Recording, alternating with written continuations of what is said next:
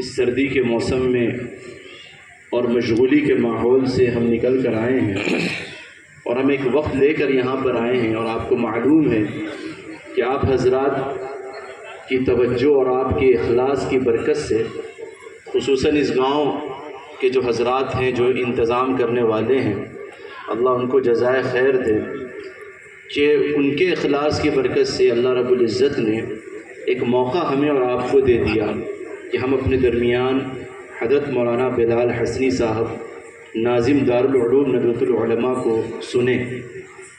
اور حضرت غازی پور سے نکل چکے اور عنقریب انشاءاللہ آپ کے اس گاؤں میں آئیں گے۔ چونکہ اللہ تعالیٰ نے مولانا بلال صاحب کو ایک اونچی نسبت دی ہے، حضرت مولانا رابع حسنی صاحب جن کا نام آپ نے سنا ہوگا، جو مسلم پرسنل لا بورڈ کے صدر تھے اور کئی سال رہے، آپ ان کے جانشین ہیں۔ اور آپ کے بڑے بھائی جو ہمارے بھی شیخ تھے مولانا عبداللہ حسنی صاحب رحمۃ اللہ علیہ، ان کے مولانا رابع صاحب کے وہ داماد تھے۔ تو اتنی اونچی شخصیت، ابھی مولانا قطر، کویت اور یہ پورا جو آپ کا گلف ایریا ہے، یہاں ابھی سفر کر کے آئے ہیں، اور پھر اس کے بعد غازی پور آئے، ابھی کل مبارک پور جائیں گے، مئو جائیں گے۔ تو اتنی بڑی شخصیت جس کو اللہ نے مقبول کیا ہے عالم کے اعتبار سے، اور عجم سے زیادہ عرب جن کو مانتے ہوں، بلکہ ایک واقعہ ہے مولانا علی میاں ندوی رحمۃ اللہ علیہ کا کہ جب انہوں نے ماذا خسر العالم بانحطاط المسلمین لکھی، جو بڑی مقبول ہوئی، تو ایک عرب کے یہاں آپ گئے، وہ عرب ان کو جانتا نہیں تھا مولانا علی میاں ندوی کو، آپ بالکل نوجوان تھے، 25-30 سال کی عمر رہی ہوگی۔ تو اس عرب کے پاس گئے تو اس عرب نے اپنی لائبریری میں سب سے اوپر یہ کتاب رکھی تھی، ماذا خسر العالم بانحطاط المسلمین، کہ مسلمانوں کے پستی کا وجہ، اس کی وجہ کیا ہے۔ تو جب مولانا علی میاں صاحب نے اس سے کہا کہ مجھے کتاب دکھاؤ، تو اس عرب نے کہا کہ تم اس کو پڑھ نہیں پاؤ گے۔ تو فرمایا کہ آپ دکھائیں۔ مولانا علی میاں نے اس کتاب کو پڑھا، بہت اچھے سے، اس کا واقعہ مجھے یاد نہیں ہے لیکن اتنا معلوم ہے کہ مولانا رونے لگے۔ تو فرمایا اس عرب نے کہ انت تعریف شیخ ابو الحسن علی الندوی، تم ابو الحسن علی ندوی کو جانتے ہو؟ تو مولانا علی میاں ندوی نے کہا انا ابو الحسن علی الندوی، میں ہی ابو الحسن علی ندوی۔ تو اس عرب نے چوم لیا ماتھا اور بڑا استقبال کیا، انت شیخ، انت شیخ، جی ہاں میں ہی۔ تو یہ اللہ تعالیٰ نے عربوں میں قبولیت دی تھی، انہی خاندان سے اور انہی کے جانشین عنقریب ہمارے اور آپ کے درمیان آنے والے ہیں۔ تو درخواست ہے، میں تو ابتداً کچھ بول لوں گا، اور دراصل ابھی جیسے مولانا ابو نصر صاحب نے ایک بات کہی کہ ہم یہاں پر آئے ہیں تو کچھ لے کر جائیں۔ یہ اصلاح معاشرہ کے عنوان پر ہم اور آپ یہاں جمع ہوئے ہیں۔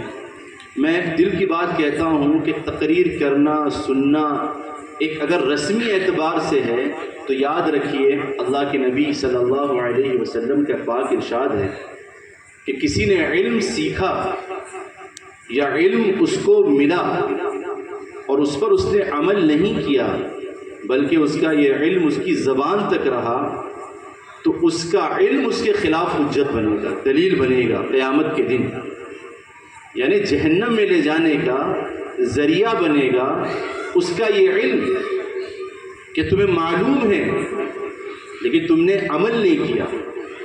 تو ہم یہاں پر آئے ہیں اصلاح معاشرہ کے عنوان پر، سیرت النبی کے عنوان پر، ہم سب اپنے آقا حضرت محمد صلی اللہ علیہ وسلم جن کے ہم نام لیوا ہیں، جن سے ہم عشق کا دعویٰ کرتے ہیں، ہم ان کی نسبت پر یہاں پر آئے ہیں، اور اس نسبت کی آپ جتنی قدر کریں گے اور جتنا زیادہ اپنی ہدایت کی نیت سے بات کو سنیں گے، اور کہنے والا بھی اگر اپنی ہدایت کو ملحوظ رکھے گا، تو یاد رکھیں کہ اللہ رب العزت ہدایت بے طلبوں کو نہیں دیتے بلکہ اللہ ہدایت طلب والوں کو دیتے ہیں۔ اللہ یہدی من ینیب، کہ اللہ ہدایت اس کو دیتے ہیں جس کے اندر طلب ہو، بے طلبوں کو اللہ ہدایت نہیں دیتے، وہ چاہے نبی علیہ الصلوۃ والسلام کے خاندان کا کیوں نہ ہو، اگر طلب نہیں ہے اللہ نے محروم کر دیا۔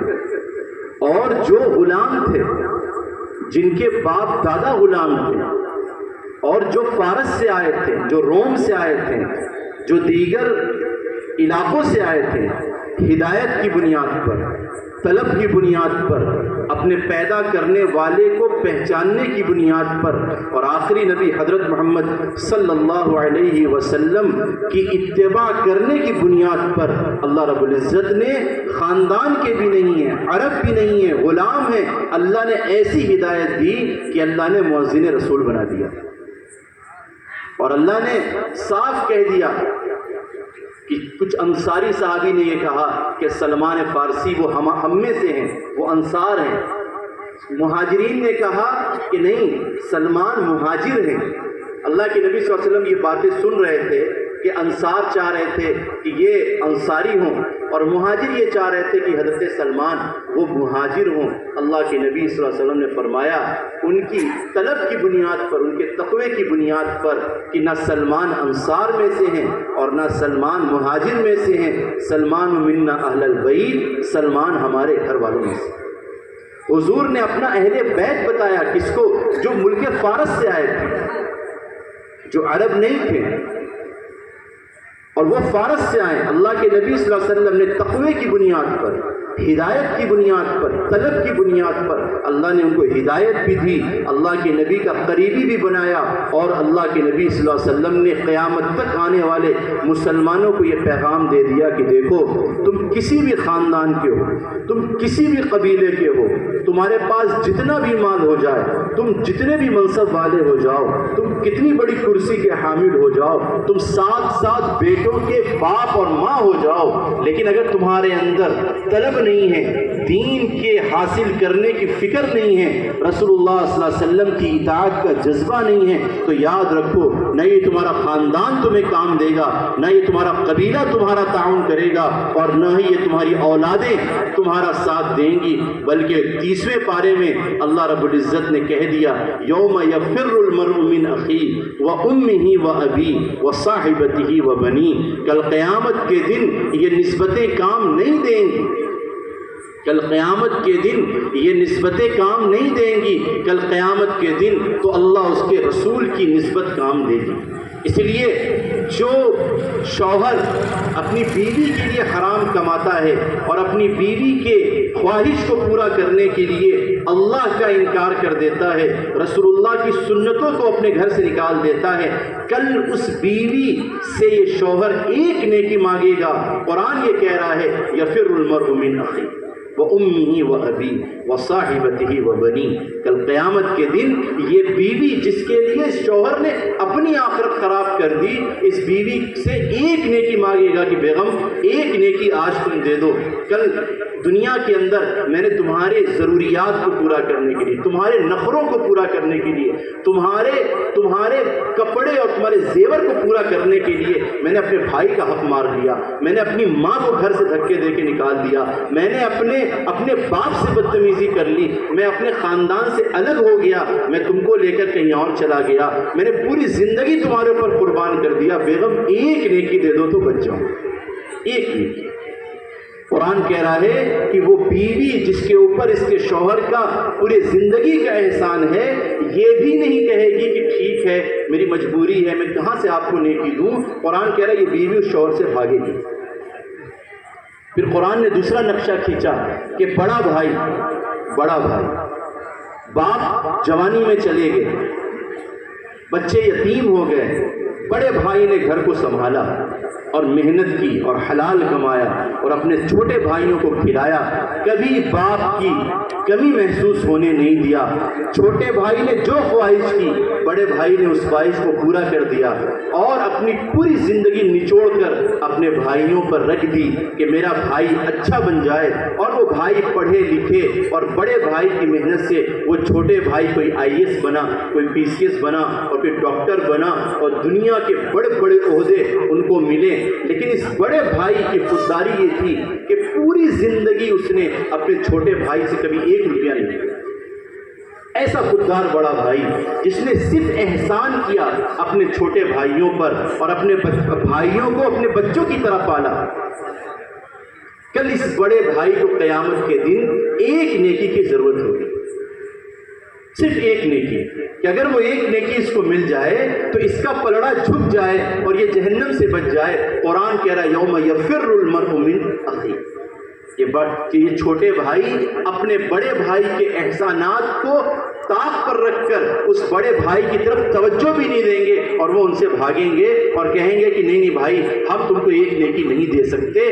وہ نفسی نفسی کا عالم ہوگا۔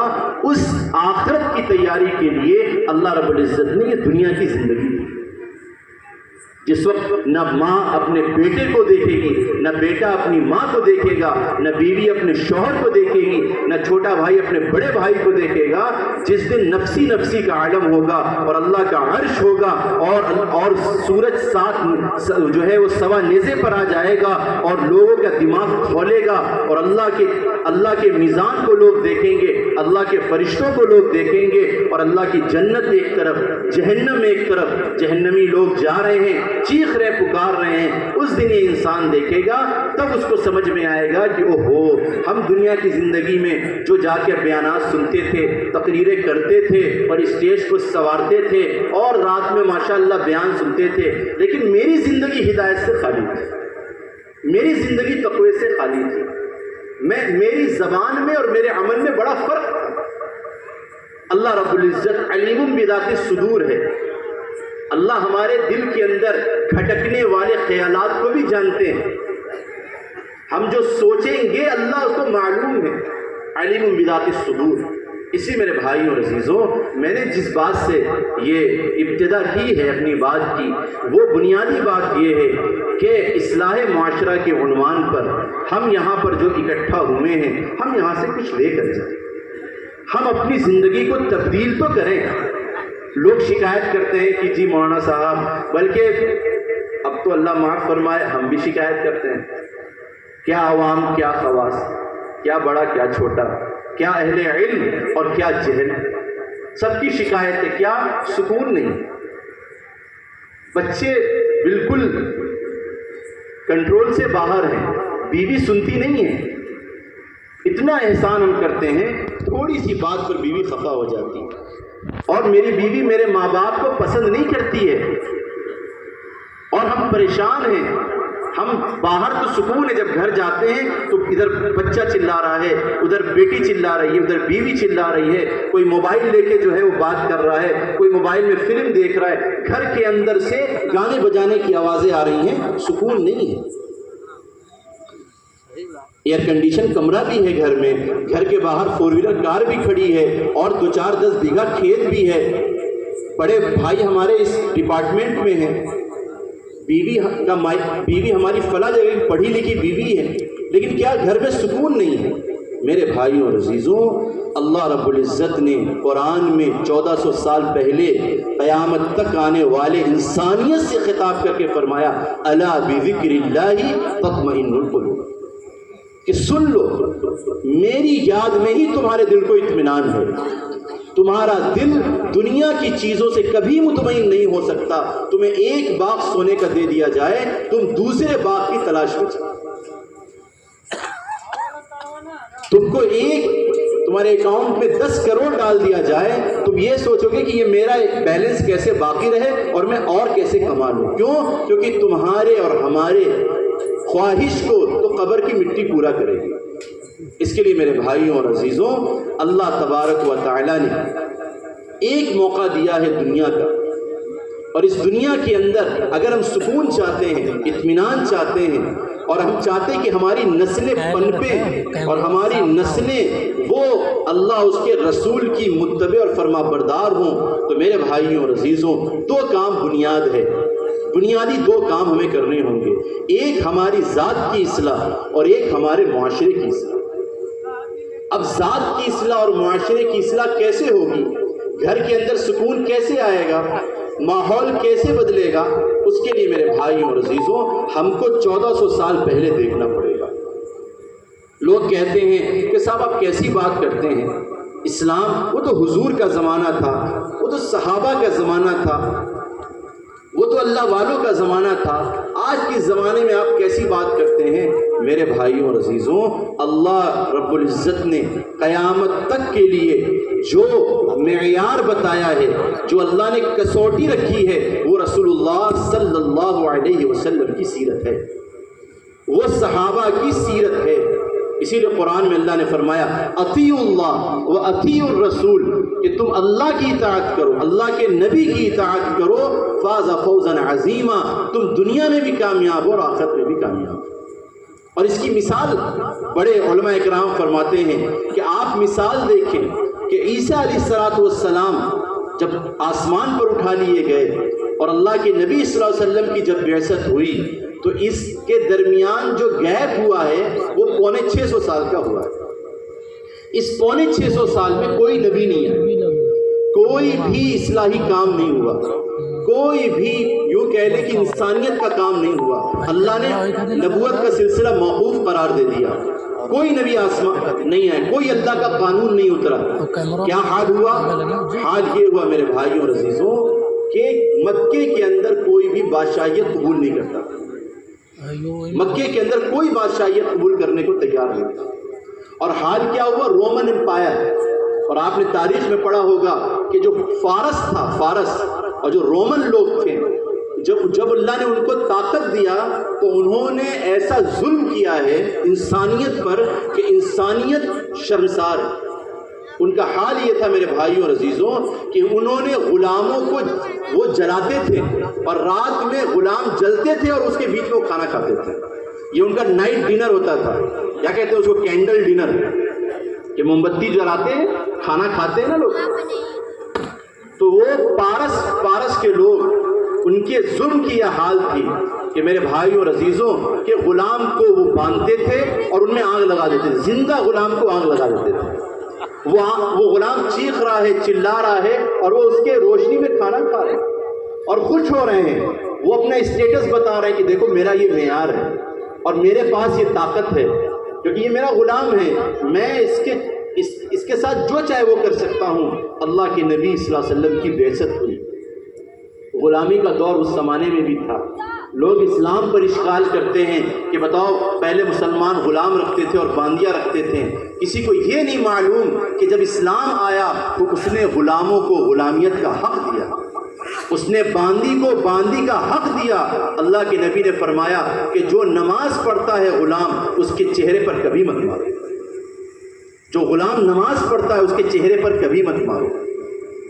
اور اللہ کے نبی صلی اللہ علیہ وسلم نے غلام کو آزاد کرنے کی وہ فضیلت ارشاد فرمائی ہے، اور وہ روایات ہیں کہ میرے بھائی اور عزیزوں کہ لوگ جب اسلام میں داخل ہوئے اور صحابہ کی جماعت جب بڑھی تو صحابہ غلام کو آزاد کرنا یہ اپنے لیے فخر سمجھتے تھے۔ باندی پر کوئی ظلم نہیں کرتا تھا، غلام پر کوئی ظلم نہیں کرتا تھا، ان سے اتنا ہی کام لیتے تھے جتنا ان کے پاس استعداد تھی۔ میرے بھائی اور عزیزوں، آپ سوچیں کہ جب اللہ کے نبی صلی اللہ علیہ وسلم کی بعثت ہوئی، اللہ کے نبی صلی اللہ علیہ وسلم جب مکے میں آئے اور آپ نے نبوت کا اعلان کیا تو اس وقت مکے کے حالات کیا تھے؟ کوئی سوچ بھی نہیں سکتا کہ جس موقع پر لوگ اپنی زندہ لڑکیوں کو دفن کر دیتے ہیں، زندہ لڑکی اور اس کو دفن کر دے رہے ہیں۔ داماد کا گھر میں آنا عرب عیب سمجھتے تھے، اور اپنی تلوار کے دھار کو ناپنے کے لیے کہ وہ کتنی تیز ہے لوگ قتل کر دیتے۔ جہالت والی زندگی تھی، کوئی سکون ان کی زندگی میں نہیں تھا، ان کا کام تھا لوٹنا، کھسوٹنا، جو قافلے جاتے تھے اس پہ ڈاکے ڈالنا۔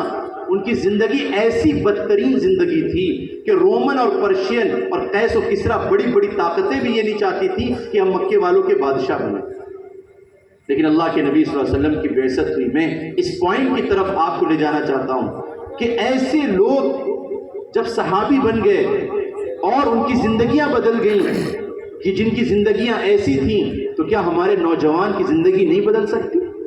کیا ہماری زندگی نہیں بدل سکتی؟ جبکہ ہمارے پاس ماحول ہے، ہمارے پاس علماء ہیں، ہمارے پاس ائمہ ہیں، ہمارے پاس مدارس ہیں، ہمارے پاس دین کی محنت کے جماعتیں ہیں، اور ہمارے پاس ایسے لوگ ہیں جنہوں نے اپنی زندگی کو اللہ کے دین کے لیے وقف کیا ہے۔ کیا ہماری زندگی نہیں بدل سکتی؟ اللہ کے نبی صلی اللہ علیہ وسلم نے مکے میں 10 سال محنت کی، آپ نے 13 سال، اور آپ کی 13 سال کی محنت پر اللہ رب العزت نے ابو بکر، عمر، عثمان، علی، عشرہ مبشرہ، سعد بن ابی وقاص اور بڑے بڑے صحابہ کی اللہ نے جماعت تیار کر کے دی، اور ایسی جماعت بنائی کہ میرے بھائیوں اور عزیزوں، جب انہوں نے ہجرت کیا اور مدینہ منورہ گئے اور مدینے والوں نے ان کا ساتھ دیا، اللہ نے سارے عالم میں اسلام کو پھیلا دیا۔ میرے بھائیوں اور عزیزوں، اصلاح معاشرہ کے عنوان پر یہ سب سے بنیادی بات ہے کہ آج کہنے والا بھی اور ہم اور آپ سننے والے بھی اپنی زندگی کو تبدیل کریں۔ اب یہ وقت نہیں ہے کہ فلاں نے یہ کیا اور فلاں یہ کرتا ہے اور فلاں تو یہ کرتا ہے۔ ہم کب تک دوسروں پر انگلیاں اٹھائیں گے اور ہم اپنی ذات کو کب تک فراموش کریں گے؟ آپ سوچیں تو صحیح، زندگی کتنی تھوڑی سی اللہ نے دی ہے، اللہ نے کتنی ایسی مختصر سی اللہ نے زندگی دی ہے۔ کیا جوان کی موت نہیں آ رہی؟ کیا غیر شادی شدہ کی موت نہیں آ رہی؟ کیا ان ایسی خاتون دنیا سے نہیں جا رہی جن کی شادی کے ارمان ان کے دل کے اندر دفن ہو گئے؟ کون ہے ایسا جو کہہ سکتا ہے کہ مجھے موت ابھی نہیں آئے گی، میرے پاس بہت وقت ہے؟ جبکہ اللہ نے آخرت کی ایک زندگی بنائی ہے۔ اور میں تو ایک درد کے ساتھ یہ بات کہتا ہوں کہ دراصل مسئلہ سب سے بڑا ہمارے ایمان کا، سب سے بنیادی، جس کو رسول اللہ صلی اللہ علیہ وسلم نے ارشاد فرمایا کہ اسلام کی 5 بنیادیں ہیں، جس کا سب سے بنیادی پلر وہ ایمان ہے، وہ یقین ہے اللہ کی ذات کا، اللہ کے وعدوں کا، رسول اللہ کی وعدوں کا، آسمانی کتابوں کا، اللہ رب العزت کی بنائی ہوئی جنت کا، اللہ کی بنائی ہوئی جہنم کا، موت کے بعد اللہ کے سامنے کھڑے ہونے کا۔ دراصل ہم نے اس یقین کو فراموش کر دیا۔ اس لیے آج میرے بھائیوں اور عزیزوں، ہمارے پاس مال آتا ہے ہم خوش ہو جاتے ہیں، آج کوئی ایسا موقع ہے ہم خوش ہو جاتے ہیں، اور اگر کوئی خوشی کے موقع پر موت کی بات کر دے تو ہم اس کو ایسا برا بھلا کہتے ہیں کہ بتاؤ کم وقت انسان، ایسے خوشی کے موقع پر تم موت کی بات کرتے ہو، جبکہ رسول اللہ صلی اللہ علیہ وسلم نے ارشاد فرمایا کہ لذت کو توڑنے والی چیز وہ موت کو کثرت سے یاد کرنا ہے۔ کتنے مرد عورت ایسے ہیں، دل پہ ہاتھ رکھ کے آپ بتائیں کہ ہم گھر میں اپنی بیوی کے ساتھ بیٹھے ہوں، خوشگوار ماحول ہو، اور ہم نے اپنی بیوی سے یہ کہا ہو کہ بیگم موت تم کو بھی آ سکتی ہے، تمہارے سامنے میں بھی مر سکتا ہوں، میرے بعد میرے سامنے تم بھی مر سکتی ہو، یہ میرا چھوٹا معصوم بچہ یہ بھی دنیا سے جا سکتا ہے۔ موت تو یقینی ہے، اصل تو مرنے کے بعد کی زندگی۔ کون ہم میں سے ایسا ہے جگرے والا جو اپنی بیوی کے سامنے بیٹھ کر یہ بات کرے، اپنے بچوں کے سامنے بیٹھ کر بات کرے کہ بیٹا یہ زندگی بہت تھوڑی ہے، موت یقینی ہے۔ ایک غیر مسلم کو بھی اس کا یقین ہے کہ موت آئے گی۔ جس میرے بھائیوں اور عزیزوں، جس کے کتابوں میں یہ لکھا ہے کہ مرنے کے بعد کی زندگی کیسی ہوگی، آج ان مسلمانوں کو کوئی یقین نہیں۔ معاشرہ کیسے بدلے گا؟ معاشرے کی اصلاح کیسے ہوگی؟ اب 9 بجے تک بیان سنیں، کھانا کھائیں، نماز پڑھیں، گھر کو چلے جائیں، لیکن اگر آپ نے اپنی ذات کو مخاطب نہیں کیا، خدا کی قسم ایسے 1000 جلسے ہوں گے، اس کا کوئی فائدہ نہیں۔ اس لیے فرمایا کہ یہ علم قیامت کے دن حجت بنے گا ہمارے خلاف، کہ ہم اس قیامت کے دن اللہ کے سامنے یہ کہہ نہیں سکتے کہ اللہ ہمیں معلوم نہیں تھا، ہم کو معلوم نہیں تھا۔ اسی لیے قرآن نے 2 طریقے کے لوگوں کا نقشہ کھینچا ہے 29ویں پارے کے اندر، 2 طبقے کے لوگوں کا۔ ایک تو وہ جن کا نام اعمال دائیں ہاتھ میں ملے گا، اور ایک وہ جن کا نام اعمال بائیں ہاتھ میں ملے گا۔ فرمایا کہ جن کا نام اعمال دائیں ہاتھ میں ملے گا وہ کہیں گے ہاں مقرؤ کتابیہ، وہ اعلان کریں گے، خوشی بنائے گا وہ شخص اور کہے گا کہ دیکھو یہ میرا رزلٹ ہے جو مجھے دائیں ہاتھ میں اللہ نے دیا ہے۔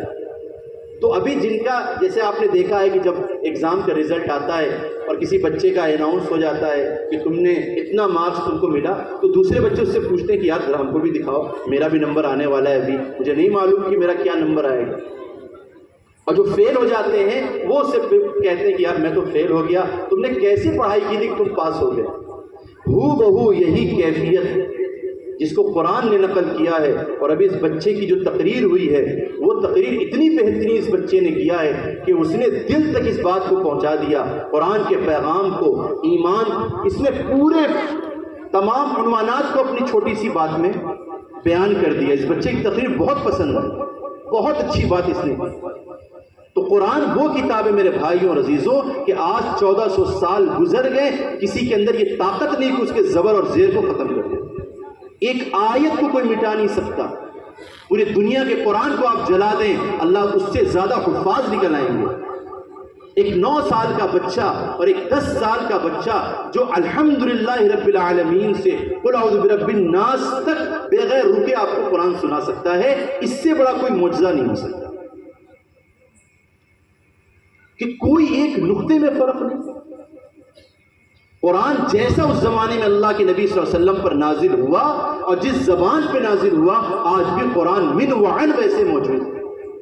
اور اللہ نے قرآن میں یہ بات کہی ہے، انا نحن نزلنا الذکر وانا لہ لحافظون، کہ میں نے اس قرآن کو اتارا ہے، یہ میری آسمانی کتاب ہے، یہ میرا قانون ہے، یہ میرا کانسٹیٹیوشن ہے، یہ میرا قانون ہے، سمویدھان ہے، اور اس سمویدھان کو میں نے دنیا پہ اتارا ہے اور میں اس کی حفاظت کروں گا۔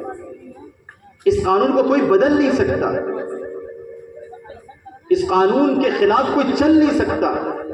اگر کوئی قرآن کے قانون کے خلاف چلے گا، خدا کی قسم اس کی زندگی اجیرن ہو جائے گی۔ اللہ دنیا میں بھی ذلیل کرے گا اور آخرت میں بھی اس کے لیے دردناک عذاب ہے۔ اسی لیے قرآن میں اللہ نے فرمایا کہ الف لام میم ذالک الکتاب لا ریب فیہ، یہ وہ آسمانی کتاب ہے جس میں ریب بھی نہیں ہے۔ ریب آپ نے ترجمہ کیا کرتے ہیں؟ شک سے کرتے ہیں، شک سے۔ مفسرین نے اس آیت کے بارے میں لکھا ہے کہ ریب کہتے ہیں اس شک کو جو پہلی دفعہ دل میں کھٹکتا ہے۔ مثال کے طور پر آپ گھر میں داخل ہوئے، آپ کی سائیکل کھڑی تھی اور ابھی ایک لڑکا نکلا، آپ گھر میں گئے تو دیکھا سائیکل نہیں ہے، فوراً دل میں آیا کہ ارے یہ لڑکا بھی نکلا ہے۔ یہ کھٹکا، جو اس کھٹک کو قرآن نے ریب سے اس کا تذکرہ کیا کہ قرآن کے اندر شک کی کوئی گنجائش نہیں ہے، ذرہ برابر بھی شک کی گنجائش نہیں ہے۔ اس قرآن کے اندر اللہ رب العزت نے قیامت کے دن 2 طبقوں کے بارے میں اللہ نے 29ویں پارے کے اندر ارشاد فرمایا۔ ایک تو وہ طبقہ ہے جو اس دن کہے گا وَأَمَّا مَنْ أُوتِيَ كِتَابَهُ بِيَمِينِهِ، کہ قیامت کے دن جس کے نام اعمال دائیں ہاتھ میں دیے جائیں گے، وہ کہے گا ہاؤم اقرؤوا کتابیہ، یا ارے دیکھو تو میری یہ کتاب تو پڑھو، میرا یہ رزلٹ تو پڑھو، ہاؤم اقرؤوا کتابیہ۔ تو جب اس کا رزلٹ دیکھا جائے گا تو اس میں جنت کا فیصلہ ہوگا۔ تو لوگ پوچھیں گے تمہیں یہ سرٹیفکیٹ ملا کیسے؟ یہ میں اپنی طرف سے ایک بات کہہ رہا ہوں، پھر آگے قرآن کیا کہے گا، لوگ سوال کریں گے تو وہ کہے گا انی ظننت انی ملاق حسابی۔ یہ جملہ غور کرنے والا، یہ قرآن کا جملہ ہے۔ وہ کہے گا، یہ نہیں کہے گا کہ جی میں تو نبی آئے تھے میں نے ان کی بات مان لی، یا کوئی ہمارے دروازے پہ آیا تھا میں نے اس کی بات نہیں، وہ یہ کہے گا انی ظننت انی ملاق حسابیہ، مجھے دنیا کے اندر اس بات کا یقین تھا کہ اللہ سے ملاقات ایک دن ہے، مجھے اس بات کا یقین تھا کہ ایک وقت آئے گا کہ میں اپنے اللہ کے سامنے کھڑا ہوں گا اور پوری زندگی کا میں حساب کتاب دوں گا۔ اس آخرت میں کھڑے ہونے کی ڈر کی وجہ سے میں نے اپنی دنیا کی زندگی کو اللہ اس کے رسول کی اطاعت کے مطابق گزارا۔ اس ڈر نے، اس خوف نے، اس یقین نے مجھ کو ہدایت پر آمادہ کیا، نماز پر آمادہ کیا، تقوی پر آمادہ کیا، اللہ کی فرما برداری پر آمادہ کیا، حق ادا کرنے پر آمادہ کیا، حسن سلوک پر آمادہ کیا، اخلاق پر آمادہ کیا، اچھے معاملات پر آمادہ کیا، دھوکہ نہ دینے پر آمادہ کیا، اور بڑوں کا ادب کرنے پر آمادہ کیا، علماء کی عزت کرنے پر آمادہ کیا۔ پوری زندگی کے جو حسن سلوک ہے اس کی طرف مجھے اس بات نے آمادہ کیا کہ ایک دن اللہ کے سامنے کھڑے ہونا ہے۔ میرے بھائیوں اور عزیزوں، ایک منسٹر کے سامنے اگر موقع ملتا ہے جانے کا تو ہماری کیا کیفیت ہے؟ ایک وزیر کے سامنے جانے کا موقع ملتا ہے، ہماری کیا کیفیت ہو؟ پتہ چل جائے کہ 14 دسمبر کو آپ کو وزیر اعظم سے ملاقات کرنی ہے، ابھی سے سانس پھولنے لگے، کیا پہنے، کون سا کپڑا پہنے، کون سا عطر لگائیں، کون سا جوتا پہنے اور کیسے جائیں گے، اور وزیر اعظم سے کیسے بات کریں گے، اور کہیں کوئی بے ادبی نہ ہو جائے، کہیں وہ کیا کیا سوچتا ہے، کیسی ذہنیت ہے۔ کہ ہم میں کا ایک جو وزیر اعظم ہے اس سے ملاقات پر تھوڑی توجہ دیں، بات تھوڑی کم کریں، شور نہ مچائیں، اس وزیر اعظم سے ملاقات کے لیے ہماری یہ کیفیت، اور جس اللہ نے اپنی آخری کتاب میں یہ بات لکھ دیا کہ کل قیامت کے دن تمہیں میرے سامنے کھڑے ہونا ہے اور اپنی زندگی کا حساب و کتاب دینا ہے، اللہ زبان پر مہر لگا دے گا، ہاتھ کو اللہ دے گا گویائی، پیر کو اللہ گویائی دے گا، اور قرآن نے یہ تذکرہ کیا کہ یہ ہاتھ بولے گا کہ یا اللہ اس نے اس ہاتھ سے رات کے اندھیرے میں، دن کے اجالے میں اس نے یہ گناہ کیے، یہ ہاتھ بولے گا۔ زبان گونگی، وہ چاہے گا کہ اس کو منع کرے لیکن وہ بول نہیں سکتا ہے، یہ قرآن میں ہے۔ پیر جواب دے گا کہ یا اللہ اس پیر سے بجائے تیرے گھر جانے کے یہ فلاں جگہ جاتا تھا، اس نے پیر سے فلاں ظلم فلاں کام کیا، اس نے فلاں تیری نافرمانی کی۔ ہاتھ کہے گا یا اللہ یہ تو ظالم کا ساتھ دیتا تھا اور مظلوم کی مدد نہیں کرتا تھا، یہ تو تیری نافرمانی کے لیے یہ ہاتھ اٹھتا تھا، اور یہ دماغ کہے گا کہ یا اللہ یہ تو ہمیشہ گندی چیز سوچتا تھا، جو رات کا اندھیرا ہے وہ اجالے میں آ جائے گا۔ وہ ریل جب چلے گی، جب ریل دنیا کی جب ریل چلے گی کہ رات کے اندھیرے میں، دن کے اجالے میں، خلوت اور جلوت میں ہم نے کیا کیا ہے، تو اس دن انسان کہے گا ربنا ابصرنا وسمعنا فرجعنا نعمل صالحا انا موقنون۔ اے اللہ میں نے دیکھ لیا، سن لیا، سمجھ لیا، یا اللہ ایک موقع آپ دے دیجئے، اب میں اپنی زندگی بدل کے آؤں۔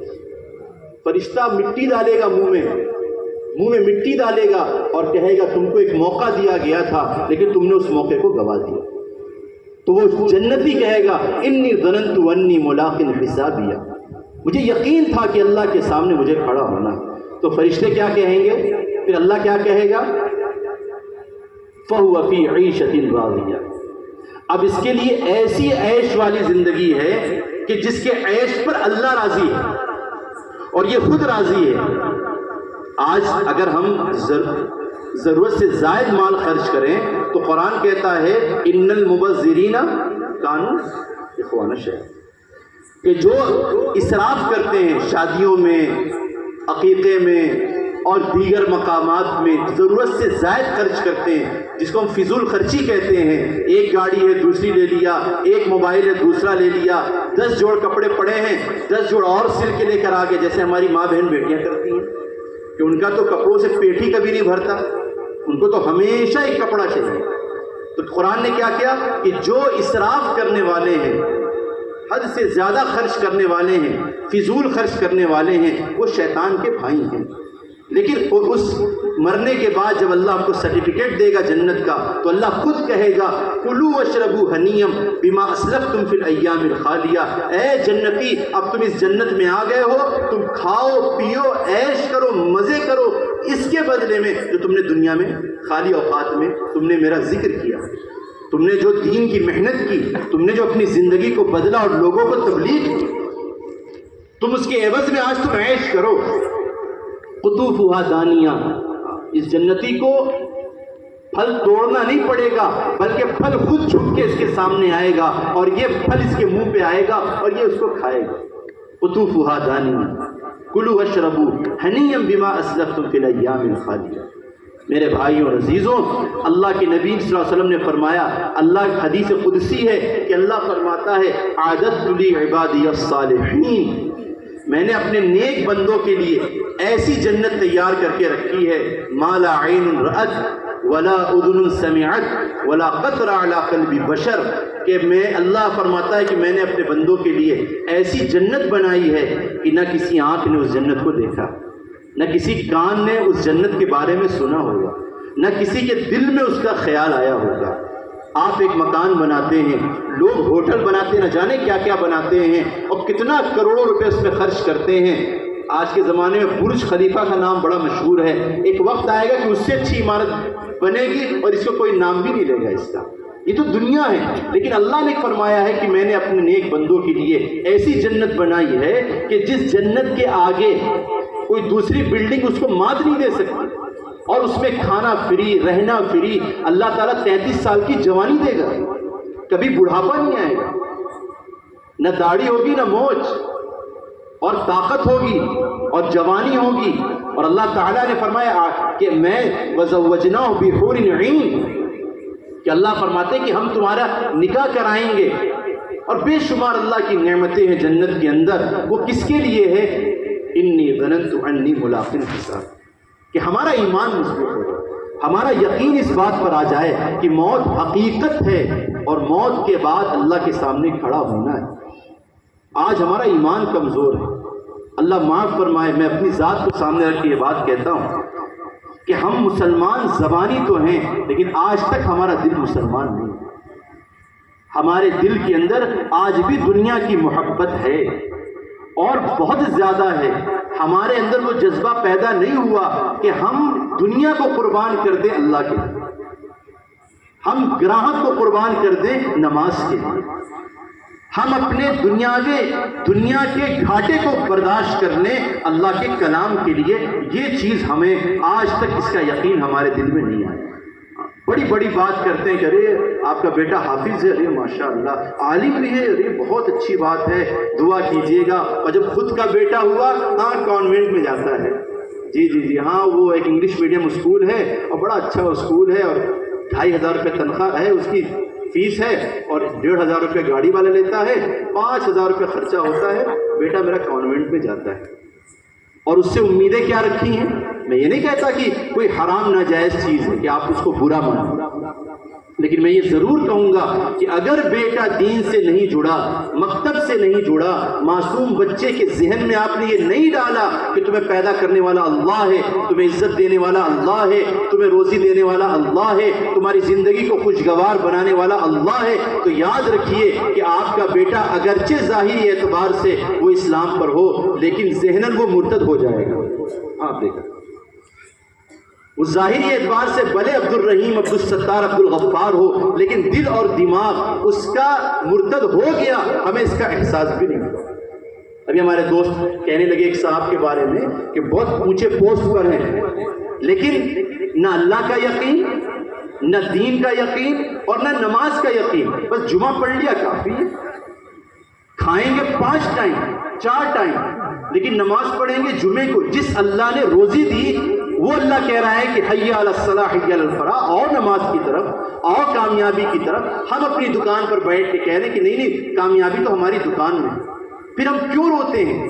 پھر آج ہمارے 52 ممالک ہیں، پیٹرول ہے، بڑے بڑی کرنسیاں آپ کی ہیں، لیکن آج مسلمان کیوں مار کھا رہا ہے پوری دنیا کے اندر؟ میرے بھائیوں اور عزیزوں، ظہر الفساد فی البر والبحر بما کسبت ایدی الناس. یہ جتنے فساد ہم دنیا میں دیکھ رہے ہیں یہ ہمارے ہاتھ کی کمائی ہے، یہ ہمارے ہاتھ کی کمائی ہے. اللہ کبھی کسی پر ظلم نہیں کرتا، لوگ اپنے اوپر ظلم کرتے ہیں. فجر کی نماز چھوڑ کر ہم اپنی ذات پر ظلم کر رہے ہیں، اپنی نسلوں کی تربیت نہ کر کے اور اپنی بچیوں کو پردے میں نہ رکھ کے ہم اپنی نسلوں پر ظلم کر رہے ہیں. اللہ اس میں کیا کریں گے؟ ہمارا اللہ نے تو ہدایت کے راستے کھول دیے، اللہ نے تو حق بتا دیا، جھوٹ بتا دیا، اللہ نے روشنی بتا دی، اندھیرا بتا دیا، اللہ نے آنکھ بتا دیا، آنکھ سے بچنے کا طریقہ بتا دیا. یہ انبیاء کی جماعت آئی، یہ اولیاء کی جماعت آئی، یہ بزرگان کرام کی جماعت آئی، یہ مدارس کے علماء ہیں، یہ صلحاء ہیں، ہر چیز ہمارے ذہن میں ہے لیکن ہم نے اپنی ذات پر ظلم کیا ہے. اور قرآن نے صاف کہا ہے وَمَن يَتَّقِ اللَّهَ يَجْعَل لَّهُ مَخْرَجًا وَيَرْزُقْهُ مِنْ حَيْثُ لَا يَحْتَسِبُ. تم ایک کام کر لو کہ اللہ کا خوف اپنے دل میں بٹھا لو، ہر لمحہ اس بات کا یقین ہو جائے کہ نہیں میرا اللہ مجھ کو دیکھ رہا ہے، نہیں میرا اللہ مجھ کو دیکھ رہا ہے، نہیں میں قدم اٹھانے جا رہا ہوں میرا اللہ مجھ کو دیکھ رہا ہے، میں اللہ کو کیا جواب دوں گا. اور کمال کی بات یہ ہے کہ مسلمان آج حالات میں ہیں، پریشان ہے، بیماری میں ہے، مقدموں میں ہے اور قرضوں میں ہے، سودی قرضوں میں پڑا ہوا ہے. لیکن کمال کی بات یہ ہے کہ اس کو یقین اور اس کو یہ سوچنے کی توفیق نہیں ہو رہی ہے کہ میرے اعمال کیسے ہیں، میں نے اب تک گناہ سے توبہ نہیں کی. یاد رکھیے کہ اللہ رب العزت اپنے بندوں کو اپنی طرف بلانے کے لیے، متوجہ کرانے کے لیے اللہ ان پر حالات ڈالتے ہیں، اللہ ان پر مسائل ڈالتے ہیں، اللہ بیماریوں سے آزماتے ہیں. قرآن نے فرمایا کہ جو لوگ کہتے ہیں کہ ہمارا رب اللہ ہے وہ آزمائے جائیں گے. ان الذین قالوا ربنا اللہ ثم استقاموا. اگر آپ نے اللہ کو اپنا پروردگار مانا ہے تو پھر تیار رہیے جمنے کے لیے، کیونکہ حالات آئیں گے. پریشانیاں آئیں گی، مصیبتیں آئیں گی، حالات کے خلاف اور مزاج کے خلاف چیزیں آئیں گی، جمنا آپ کو ہے. اور میرے بھائی اور عزیزو، ہمیں اور آپ کو جمانے والا ہمارا ایمان ہے، ہمارا یقین ہے. اگر ایمان اور یقین مضبوط نہیں ہوا تو میرے بھائی اور عزیزو، پھر یہ زبان کفریہ الفاظ بولے گی، پھر یہ زبان غیروں کی بات بولے گی، اور پھر یہ ہاتھ اور ہمارے اعمال کیا کریں گے کہ صاحب ٹرین میں جا رہے ہیں، ارے نماز مت پڑھنا، نماز نہیں پڑھنا، حالات صحیح نہیں ہیں. میرے بھائیوں اور عزیزوں، اللہ تو فرما رہے ہیں کہ تمہارے اعمال تمہارے حالات کو درست کریں گے، اور ہم یہ کہہ رہے ہیں کہ جب حالات درست ہوں گے تو ہم اعمال کریں گے. عجیب بات ہے، عجیب سوچ ہماری ہے. ہم نے عظیمت پر اور اعلیٰ معیار پر بات کرنا چھوڑ دیا.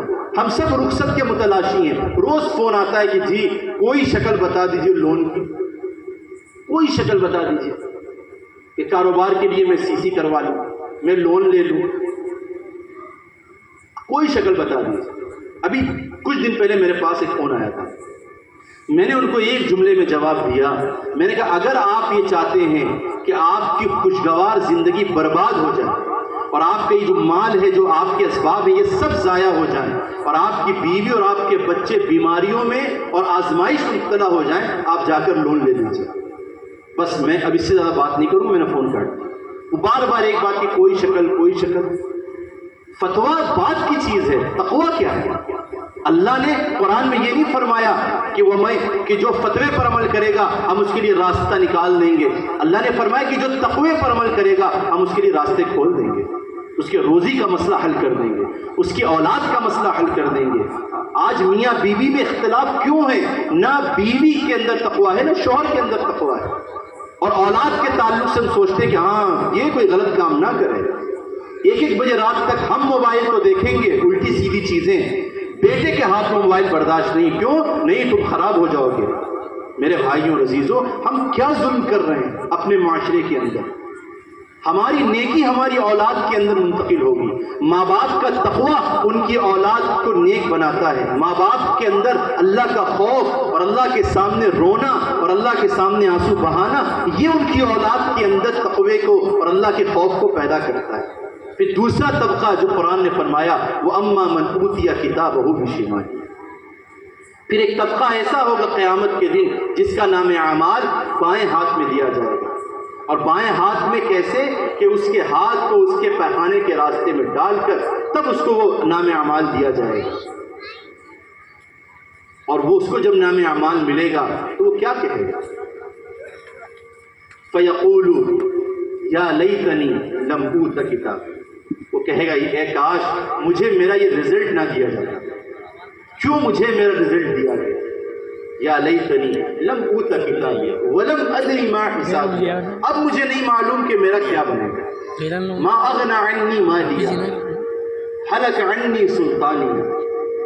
میرا مال بھی مجھ سے چھن گیا، جس کا زوم اور جس کے گھمنڈ پر میں نے دنیا کے اندر ظلم کیا اور نماز چھوڑی اور تقویٰ چھوڑا اور مال پر مطمئن تھا. حلق عنی سلطانیہ. اور جس چودراہٹ پر میں فائز تھا اور جس کرسی پر میں تھا، حلق عنی سلطانیہ، میری بادشاہیت بھی مجھ سے چھوٹ گئی. اللہ کہے گا خذو، اس کو پکڑو، فغلو، اس کو باندھو، ثم الجحیم صلو، اب اس کو آگ کے اندر بھونو. اور جہنم کی آگ دنیا کی آگ سے 70 گنا زیادہ خطرناک، 70 گنا زیادہ خطرناک. یہ میری بات نہیں، ہم سب کے آقا حضرت محمد صلی اللہ علیہ وسلم کی بات. میرے بھائی اور عزیزوں، ہم سب دل پہ ہاتھ رکھ کے سوچیں کہ ہم میں سے کوئی چاہتا ہے کہ ہم یا ہمارے اولاد یا ہمارا دشمن بھی کوئی جہنم میں جائے؟ آپ بتائیں، کوئی چاہتا ہے بھائی؟ کوئی نہیں چاہتا. اس لیے میرے بھائی اور عزیزوں، تو ہماری ذمہ داری ہے قوا انفسکم واہلیکم نارا، اپنے آپ کو اور اپنے گھر والوں کو جہنم کی آگ سے بچانا. آپ اور ہمارا کوئی عذر قیامت کے دن قبول نہیں ہوگا کہ جی میں تو ماسٹر تھا، میں تو ٹیچر تھا، میں تو جو ہے پردھان تھا، اور میں تو فلاں جگہ کا ذمہ دار تھا اور میرے پاس تو ٹائم نہیں تھا، میں 7 بجے بچے کو چھوڑنے جاتا تھا اور واپس آ کر پھر تجارت میں چلا جاتا تھا، میرے پاس تو ٹائم نہیں تھا۔ میرے بھائیوں اور عزیزوں، کوئی عذر قبول نہیں ہوگا جب ہم تجارت کا عذر دیں گے۔ حضرت عبد الرحمن ابن عوف آ جائیں گے، فرمائیں گے مجھ سے بڑی تجارت تمہاری تھی، میرا ایک اونٹ اگر مدینے میں ہوتا تھا تو دوسرا اونٹ ملک شام میں ہوتا تھا۔ اس لیے میرے بھائیوں اور عزیزوں، کل قیامت کے دن ہمارے پاس کوئی عذر نہیں ہوگا، اس لیے اللہ نے یہ موقع دیا ہے۔ یہ زندگی آخرت کی زندگی کو بہتر بنانے کے لیے اللہ نے ایک چانس دیا، اور اس کے اندر جو بنیادی چیز ہے وہ اپنے معاشرے کی اصلاح ہے۔ اس کے لیے یہ جو محنت ہے، آپ یاد رکھیے، میری بات خوب اچھے سمجھ لیں کہ اس اندھیرے کو دور کرنے کے لیے بس ایک کوئی مجھے 4-5 ہزار اسکوائر فٹ کا اندھیرا ختم کرنے کے لیے آپ گن لیں کتنی لائٹیں لگی ہیں، کتنے انتظامات ہوئے جنریٹر کے اور لائٹ کے، اور کتنے انتظامات ہوئے۔ اگر یہ بجھ جائے تو سب اندھیرا ہو جائے گا۔ ایسے ہی میرے بھائیوں اور عزیزوں کہ اس دنیا کے اندر باطل کا جو اندھیرا ہے یہ چاروں طرف اللہ نے پھیلایا ہے، ہر طرف۔ برائی کے لیے کوئی محنت نہیں ہے، بدکاری کی کوئی محنت نہیں ہے، کیونکہ وہ اندھیرا ہے، وہ باطل ہے۔ لیکن دوستو عزیزوں، اس اندھیرے کو ختم کرنے کے لیے ہم سوچیں کہ میں اپنے گھر میں اور آپ اپنے گھر میں، میں اپنی دکان پر اور آپ اپنی دکان پر مست رہیں، کمائیں کھائیں۔ تو میرے بھائیوں اور عزیزوں، آپ یاد رکھیے کہ یہ اندھیرا ایک دن بڑھتے بڑھتے ہمارے گھر کے اندر بھی داخل ہو جائے گا۔ یہ برائی یاد رکھیے کہ جیسے آگ لگتی کسی گاؤں کے اندر، اگر بغل کے گاؤں والے نے اس کی طرف توجہ نہیں دیا اور اس آگ کو بجھانے کی کوشش نہیں کی، تو یاد رکھیے کہ ایک وقت آئے گا کہ وہ آگ اس دوسرے گاؤں کو بھی ختم کر دے گی۔ اگر ہم یہ چاہتے ہیں کہ یہ گناہوں کی جو آگ چاروں طرف پھیلی ہوئی ہے، ہر گاؤں کے اندر ہے، میرے بھائیوں اور عزیزوں، آپ یاد رکھیے کہ اس اندھیرے کو ختم کرنے کے لیے ہمیں آپ کو محنت کرنی ہوگی، قربانی دینی ہوگی۔ وہ کیا قربانی ہے؟ وہ قربانی میرے بھائیوں اور عزیزوں کہ اللہ کے بندوں کو اللہ کی طرف بلانا، اللہ کے بندوں کو اللہ کی طرف بلانا۔ اور اللہ کی طرف بلانے کا کیا مطلب؟ کہاں بلائیں گے ان کو؟ اللہ کا گھر کون ہے؟ مسجد ہے۔ اللہ ہم جب مسجد میں جاتے ہیں تو کہتے ہیں اللہم افتح لی ابواب رحمتک، کہ اللہ میرے لیے رحمت کے دروازے کھول دیں۔ پتہ یہ چلا کہ رحمت وہ اللہ کے گھر میں ہے، اور ہم رحمت نہ جانے کہاں تلاش کرتے ہیں، نہ جانے کتنے خرچ کر دیتے ہیں ادھر ادھر کہ کہیں سے ہم کو رحمت مل جائے، ہمارے گھر میں برکت آ جائے، کوئی یہ پڑھ دے، کوئی وہ دے دے، کوئی فلاں جگہ پانی دے دے، ہم اس کے لیے ہم سمجھتے ہیں کہ رحمت آئے گی۔ اور اللہ فرما رہا ہے کہ تم میرے گھر میں آؤ، اللہم افتح لی ابواب رحمتک کہو، میں لبیک کہتا ہوں مسلمان کی آواز پر، اور میں اس کے لیے رحمت کے دروازے کھول دوں۔ حدیث کے اندر آتا ہے کہ جب مسلمان مسجد کی طرف جاتا ہے تو وہ ایسا ہے جیسے احرام باندھ کے حج کو جا رہا ہے۔ کتنی بڑی فضیلت ہے اللہ کے گھر میں داخلے کی۔ اگر آپ نماز پڑھ رہے ہیں اور آپ اپنی نماز پر مطمئن ہیں تو پھر خطرہ ہے۔ اگر آپ نے نوجوان نسلوں کی فکر نہیں کی اور اپنے گھر کے اندر اپنی ماں بہن بیٹیوں کی فکر نہیں کی اور ان کی اگر آپ نے تعلیم و تربیت نہیں کی، تو یاد رکھیں میرے بھائیوں اور عزیزوں کہ جو جیسے اندھیرا پھیلتا ہے ویسے برائیاں بھی پھیلتی ہیں۔ یہ نہیں کہ پڑوس کی لڑکی بہیا ہو گئی، میری بچی تو پردے میں ہے، میرا گھر تو بڑا ٹیپ ٹاپ بڑا اچھا ہے اور سب بچے اچھے ہیں، نیک ہیں۔ یاد رکھیے گا وہ برائی غیر شعوری طور پر آپ کے گھر میں داخل ہو کر رہے گی اگر آپ نے اس برائی کو ختم کرنے کی محنت نہیں کی۔ اس لیے میرے بھائیوں اور عزیزوں، یہ بنیادی بات یہ ہے کہ معاشرے کی اصلاح ہمارے ہاتھ میں، ہماری اولاد کی اصلاح ہمارے ہاتھ میں ہے۔ اور میرے بھائیوں اور عزیزوں، معاشرے کی اصلاح کی جو بنیاد ہے وہ بنیاد ہے مسجد کی آبادی۔ قرآن میں اللہ نے فرمایا انما یعمر مساجد اللہ من آمن باللہ، کہ اللہ کے گھر کو وہ آباد کرتے ہیں جو جو انما یعمر مساجد اللہ من آمن باللہ، کہ اللہ کے گھر کو کون آباد کرے گا؟ ایمان والا آباد کرے گا۔ اور اگر اللہ کا گھر آباد ہوا تو یاد رکھیے آپ کی تجارت آباد، آپ کی رہائش آباد، آپ کی کھیتی آباد، آپ کے بچے آباد، آپ کی نسلیں آباد۔ اور اگر اللہ کا گھر اجڑا اور ہم نے چند لوگ جا کر نماز پڑھ لیے تو یاد رکھیے کہ جنازے کی نماز میں چند لوگ نماز پڑھ لیں گے، وہ سب کی طرف سے ہو جائے گی۔ یہ 5 وقت کی نماز جنازے کی نماز نہیں ہے۔ میں تو دیکھتا ہوں، مجھے حیرت ہوتی ہے کہ اگر غازی پور میں یا کہیں کہیں انتقال ہو جائے تو چاروں طرف سے گاڑیاں آ رہی ہیں اور سفید سفید کرتے پاجامہ پہن کے، اور صاحب لمبی لگی کتنی 11 صف 15 صف کیا صاحب جنازے میں ہے، جو کہ فرض کفایہ ہے. آپ نہیں جائیں، آپ اگر کوئی پوچھ نہیں ہوگی. لیکن وہاں تو یہ ہے کہ نہیں گئے تو فلانوا ہماری شادی میں نہیں آئے. بھئی شادی میں کہ مرنی میں تو چلے جاؤ. ہم تو دکھانے کے لیے جنازے کی نماز پڑھتے ہیں کہ بھئی فلاں ہمارا رشتہ دار ہے، ہمارے قبیلے کا ہے تو پہنچ جاؤ. جو چیز فرض کفایہ ہے مسلمان آج اس میں اہمیت کے ساتھ جا رہا ہے. جو چیز فرض عین ہے، جس کے طرف سے کوئی اللہ کی طرف سے تخفیف نہیں ہے، آج مسلمان اذان کی آواز سن کر چوراہوں پر اور چٹیوں پر بیٹھا. کس اسلام کو ہم فالو کر رہے ہیں؟ ہم کس نبی پاک علیہ الصلوۃ والسلام کے طریقے کو فالو کر رہے ہیں؟ میرے بھائی اور عزیزوں، یہ افسوس کا مقام ہے کہ نوجوان کھڑے ہو کے پیشاب کر رہا ہے. ہماری ماں بہن بیٹیاں بغیر برقعے کے بازاروں میں جا رہی ہیں. یہ سب چھوٹا شہر ہے، چلو یہاں برقع پہن لیا. لکھنؤ میں پھر یہاں کون پہچانتا ہے برقعے کی کیا ضرورت؟ کیا اللہ تعالیٰ صرف غازی پور کے لیے؟ لکھنؤ کا اللہ تعالیٰ کوئی اور ہے؟ نعوذ باللہ. یہ پردوں کا حال ہے ہمارے گھر کے اندر. کسی ایک مسلمان کے گھر شادی میں آپ چلے جائیے، بچیاں کم سن بچیاں وہ اپنا بال کھول کے، نہ ان کے دوپٹوں کا پتہ نہ ان کے پردے کا پتہ، اور وہ ایسی بے حیائی اور ایسی بے حیائی کا مظاہرہ کرتی ہیں کہ لگتا ہی نہیں کہ مسلمان کے گھر کی شادی. دوستوں میں کیا ہو گیا؟ ہماری شادیوں کا کیا حال ہے؟ اور ہم سنت کی بات کرتے ہیں، ہم شریعت کی بات کرتے ہیں. یاد رکھیے، میں نے بار بار یہ بات کہی ہے، اگر آپ نے اپنے گھر کے اندر رسم کو جگہ دی تو یاد رکھیے آپ سنت کو فالو نہیں کر سکتے. ایک میان میں ایک تلوار رہے گی، یا تو آپ کے گھر میں سنت ہوگی یا تو رسم ہوگی. دونوں چیز ایک ساتھ نہیں چل سکتی. دودھ کے ساتھ پیشاب نہیں مل سکتا. دودھ خالص ہم اور آپ پینا چاہتے ہیں، اگر ایک بالٹی میں ایک بوند کوئی پیشاب ڈال دے تو ہم گھین کریں گے اور ہم اس کو اٹھا کر پھینک دیں گے، چاہے وہ ہزاروں روپے کا ہو. ہم سنت میں ہم رسم کو داخل کر رہے ہیں. ہماری شادیوں میں رسم، ہماری مرنی میں رسم، ہماری خوشی میں رسم، ہمارے اٹھنے بیٹھنے میں رسم. ہم رسم کے غلام ہو گئے. کیا جواب دیں گے حضرت عائشہ کو؟ کیا جواب دیں گے حضرت فاطمہ کو؟ کیا جواب دیں گے اس صحابیات کو جن کے شوہر پہلی رات میں جا کر شہید ہو گئے اللہ کے دین کے لیے؟ جو اپنی ڈھال کو بیچ کر اپنا نکاح کر رہے ہیں، جو اپنی ڈھال کو بیچ کر اپنا ولیمہ کر رہے ہیں، ہم کیا جواب دیں گے ان کو کہ ہم نے اپنا کھیت بیچ کر، ہم نے لوگوں کے درمیان شہرت کے لیے ہم نے اپنا اتنا بڑا ولیمہ کیا؟ میرے بھائی اور عزیزو، یاد رکھیں، یہ کوئی تقریر کی چیز نہیں ہے، یہ عمل کی چیز ہے کہ اگر ہم سنت شریعت پر اپنے آپ کو نہیں لائیں گے، اور اس کے لیے ہر آدمی اپنی ذات کو دے. یہ نہیں فلاں نے کیا کیا، فلاں تو مولوی ہے، فلاں تو جماعتی ہے، اور فلاں تو فلانا ہے، اور فلاں تو حاجی ہے. میرے بھائی اور عزیزو، اگر ہم کسی کو ایک انگلی کے ساتھ دیکھتے ہیں تو سب سے پہلے چند انگلیاں میری طرف ہیں کہ تو اپنے آپ کو تو دیکھ، اپنی زندگی تو ہم دیکھیں.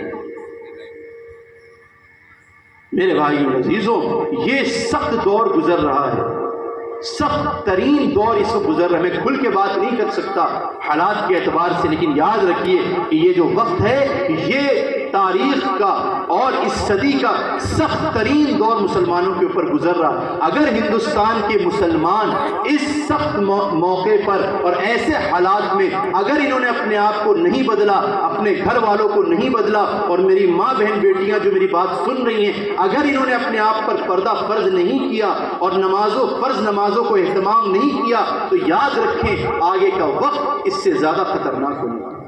آج اللہ کا شکر بنائیے کہ علماء ہیں، آپ سے کوئی ہم کھل کے بات کر سکتے ہیں. چائنا کا حال یہ ہے کہ وہاں اسلام کی کوئی بات بھی نہیں کر سکتا.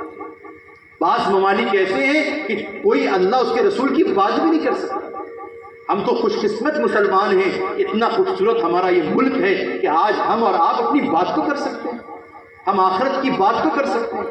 اسے میرے بھائیوں اور عزیزوں، اللہ کے نبی صلی اللہ علیہ وسلم نے ایک حج کیا ہے اور وہی حضور کا آخری حج ہے. آپ علیہ الصلوۃ والسلام نے صحابہ سے اپنی آخری بات کہی تھی، اور میں وہی بات کہہ کے اپنی بات کو ختم کرتا ہوں. پھر انشاءاللہ علماء کرام جو شہر کے جو اصل مہمان ہیں، جن کی اصل بات آپ کو سننی ہے، میں تو بس بیچ میں حائل ہو گیا، ان کی بات آپ سنیں گے.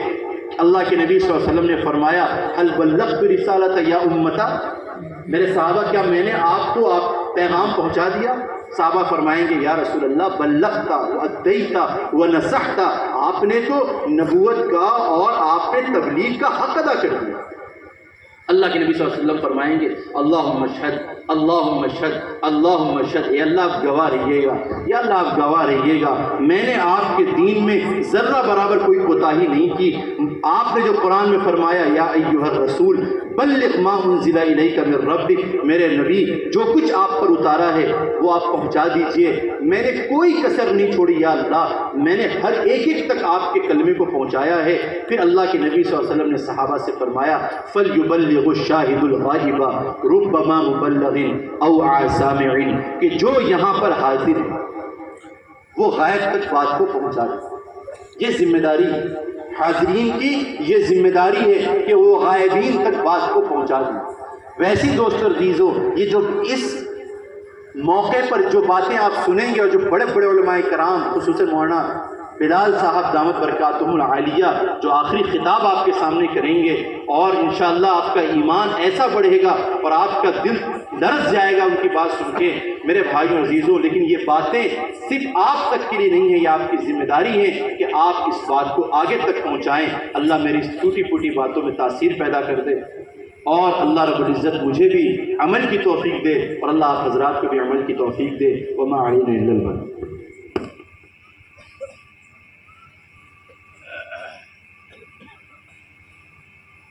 Yeah.